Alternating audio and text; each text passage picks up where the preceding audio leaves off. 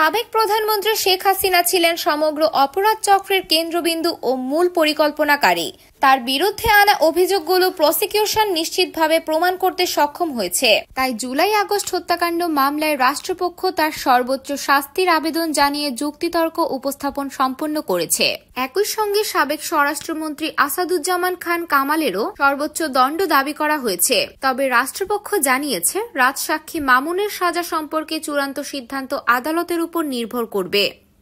Prosecution আদালতের কাছে আবেদন করেছে দোষী সাব্যস্ত ব্যক্তিদের সম্পদ বিক্রি করে সেই অর্থ জুলাই আন্দোলনে নিহত ও আহতদের পরিবারের হাতে তুলে দেওয়া হোক।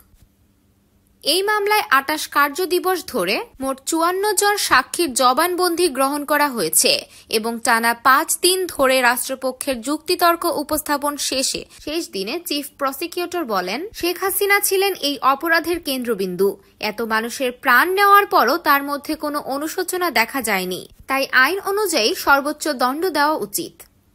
তিনি আরও বলেন, যদি প্রতিটি হত্যার জন্য আলাদা আলাদা মৃত্যুদণ্ড দেওয়া যেত তাহলে শেখ হাসিনার ১৪০০ বার মৃত্যুদণ্ড পাওয়া উচিত ছিল। তবে যেহেতু তা বাস্তবে সম্ভব নয়, অন্তত একবার তাকে সর্বোচ্চ সাজা না দিলে সেটি হবে ন্যায় বিচারের পরিপন্থী।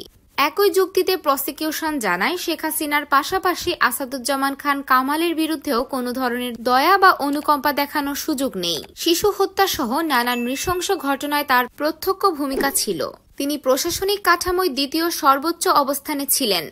পুলিশ ও বিজিবি বাহিনীর উপর তার প্রত্যক্ষ নিয়ন্ত্রণ ছিল। তাই তাকেও সর্বোচ্চ দণ্ড দেওয়া উচিত।